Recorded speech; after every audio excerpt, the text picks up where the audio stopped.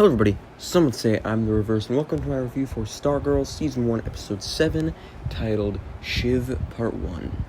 Let's get right into my thoughts. I thought this episode was easily the best episode of the season so far. It just hit the mark for so many reasons. It developed a bunch of different things I've been wanting to see in the show. And, of course, it had action, and it had heart, and it didn't have any of that CW-esque cringe in it, and the writing was really good. And I thought it was just overall a really intriguing and interesting and just a great episode. Let's get into it. So we continue again with Pat and Courtney and the new JSA. This time, Pat is training them. He's beginning this training, showing them who the ISA really is. And Courtney thinks that they don't need training, that they already have what it takes to fight the ISA. And, Pat has all these, dummies out representing the ISA members. And Courtney just comes by and destroys all of them, and the entire JSA gets annoyed with her because it was supposed to be a team exercise. And I kind of like this. I kind of like the team taking Pat's side instead of Courtney's, because I just thought it was kind of annoying how all of them were so ignorant and arrogant, thinking that they don't need Pat and stuff like that. So I thought it was kind of cool them taking Pat's side against Courtney. It also, tests her as kind of the leader of the new JSA. And, I thought it was kind of cool. And that's really all the JSA content we get in this episode. So, which is probably why I like it a little bit more, because I think the new JSA can be a little cringe at times. And, they don't really have a good track record of episodes. I think episodes 4 and 5 are easily the worst episodes of the season so far. They're not, again, like I said in those reviews, they're not bad. But I just liked I thought it was refreshing, not having Our Man, Dr. Midnight, and everyone in this episode that much. Something I really liked about this episode as well is its exploration into the villains, and all the villains' kids and stuff like that. We got to see more of Dragon King and his daughter Cindy Berman, the bully at school, the mean girl. We also got to see Henry King a lot more. A lot of development for him. And also we got to see Cameron, Icicle's son. So the whole episode is basically homecoming, homecoming dance, homecoming game is coming up, and so we got Cindy and Henry. They're dating, and Henry is, he's a Debbie Downer right now because his dad is in the hospital, so he doesn't want to go to the dance with Cindy, and she's obviously being her usual self. She's a bitch about it, and we also have Cameron, who asks, why can't I think of Courtney, the main character? I can't even think of her name. Cameron asks Courtney out in this episode. We didn't get to see the homecoming dance, but I'm guessing since this is part 1 and next week's is part 2, we're probably going to see the dance next week. So you might see Cameron and Courtney, at the dance together, start a relationship there maybe or something. I don't know. Also, we had Henry developing his powers. I believe it's been teased before. We've seen little hints that he has his father's powers, but now we get scenes and scenes about it. And there's a scene where he's in a classroom taking a test, and he's listening to everyone around him, their thoughts and stuff. One girl says, "I hate tests," and a few kids are talking about how they're glad they studied or how they should have studied and stuff like that. He's listening to their thoughts. And, I'm just intrigued to see what they're going to do with his character. I don't know if he's going to follow in his father's footsteps and join the ISA, or if he's going to defy all the expectations and join the JSA, which I think would be a really great direction for his character to go. Simply because, Yolanda thinks he's a dick. But we've seen, from our point of view, that he's not a bad person. He can be a kind of a bully sometimes, but he's a good person at heart. At least that's what we've been led to believe. So I think if he joined the JSA with Yolanda, maybe dumped Cindy, got back together with Yolanda, and they were on the JSA together, and he had to fight his own father, I think that'd be a really interesting direction for his character to go. Also, he'd have to fight Shiv. Cindy, his ex-girlfriend, who they're still dating now, but I think that'd be a really interesting way for them to use his character. Same with Cameron, who they're obviously setting up to be a love interest of Courtney's, at least for now. So if he joined the JSA, maybe he has his father's powers, or maybe, he's an artist, I guess.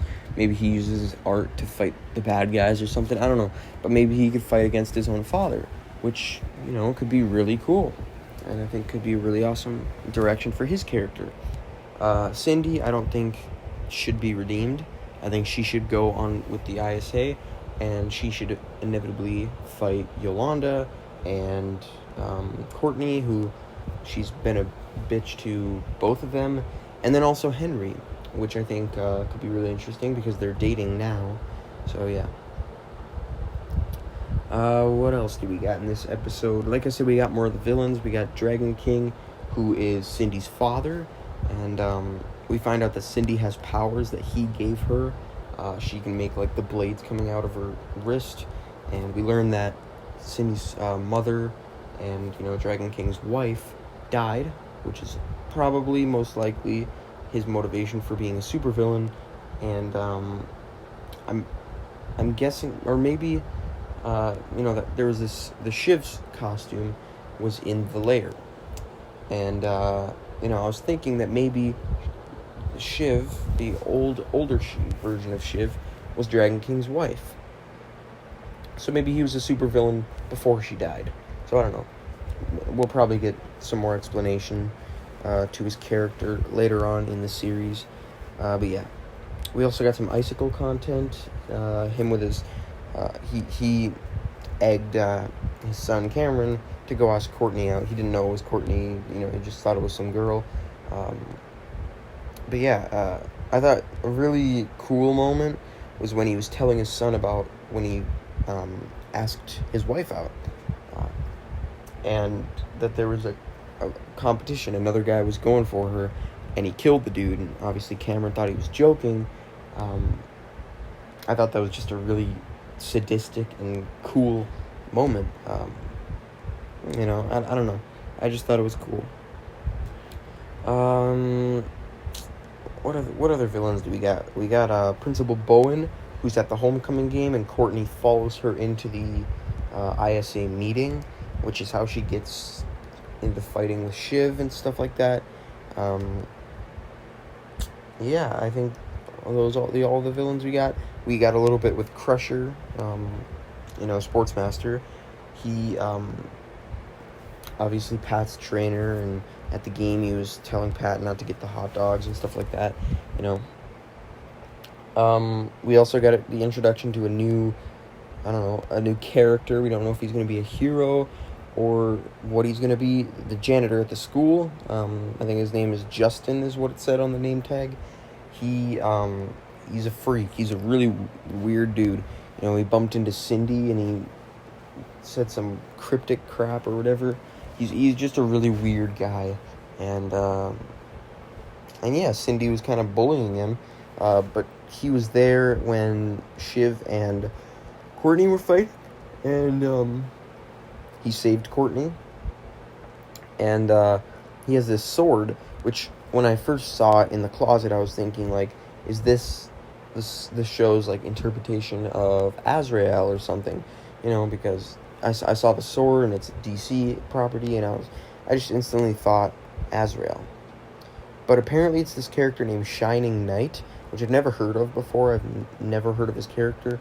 I believe episode 11 maybe is called Shining Knight, so we're probably going to get maybe an origin story of him. I don't know if he was part of the original GSA, but Pat, and he's never been mentioned on the show before, so, but he knows Pat, because when Pat came to save Courtney at the end of the episode, he said Stripesy when he was, around the corner or whatever. So he obviously knows Pat. So yeah, I'm just intrigued to see where that guy's going to be going. But something I really, really wanted to see was development on the Dugan-Whitmore family, Pat, Mike, Barbara, and Courtney. I just wanted to see some development, which we got last episode, I believe it was, when Barbara went to Mike's talent show thingy, science fair, that's what it was. So we got development with them. We got some development with Mike and Courtney, who are obviously step siblings. They haven't really had a complicated relationship in the show. But this episode, obviously Pat and Courtney have been hanging out a little bit. And Mike starts to get jealous, and he calls Courtney out saying, Pat is my father, Barbara's yours. And, he's just telling her that him and Pat have gone through a lot that she doesn't even know. And I just think this little conflict with them, mainly on Mike's side, I thought that was really interesting. And I want them to explore more of that. And, yeah. But that's really it on that. We got a little taste of it this episode. But yeah, I just want to see some more development with that family life, which we got in this episode. So yeah, and it didn't take up too much of the episode. If they filled an entire episode with this family drama, probably wouldn't be a very good episode. But having it as a side conflict, a side storyline, I think it works really well, and I think it's very important to this show. Since it is kind of like a family show, So yeah. But yeah, like I said, Shiv versus Stargirl. We got to see really what Shiv's powers are and stuff in this episode. Courtney blasted her in the face, and her face was just completely burnt. Kind of a funny moment, because Courtney was like, oh no, she burnt Cindy's face up, and then all of it healed Wolverine style, and then Stargirl was like, oh no, and she got hit or blasted or something, I don't know. But yeah, that was a kind of funny moment. And yeah, so Shiv's got some interesting powers. I don't know if Cindy has the regen powers, or if it's attributed with the suit or something. But yeah. And also something with her is she really wants a seat in the on the ISA round table, which we saw in this episode. The ISA, just with their meetings and stuff, conducting their evil plans. She wants a seat on that table. Yeah. What else we got in this episode? I think I've basically covered it. We got a little bit of a Solomon Grundy build-up, which I don't know if we're gonna see him in full. In modern day, we'll probably see him in more flashbacks. We've already seen him kill Our Man's parents and stuff like that. But he was in the cage and he was growling at Cindy, and Pat talked about him and saying that the new JSA has no chance if the ISA still has Grundy on their leash or whatever, whatever he said. Which it seems they're building up Grundy to be a very powerful, menacing villain. I just want to see this monster go full on, just monster mode. I think it'd be really cool in live action to see a good Solomon Grundy version. Especially when they're this big hulking behemoth of a character instead of just this transformed gray person. I can't really remember from Gotham. I haven't watched Gotham, but I think Solomon Grundy is in that show, but he's obviously not a huge behemoth of a character. He's just sort of a Frankenstein looking dude. But I think it'd be really interesting to have sort of an Arkham City style Solomon Grundy, and he's just huge and hulking, and I think it'd be awesome. I'm guessing that they might save that for maybe like the finale or something, for the full-on JSA ISA fight. But yeah, that's basically it. Something I thought was really cool with the ISA was their secret tunnels.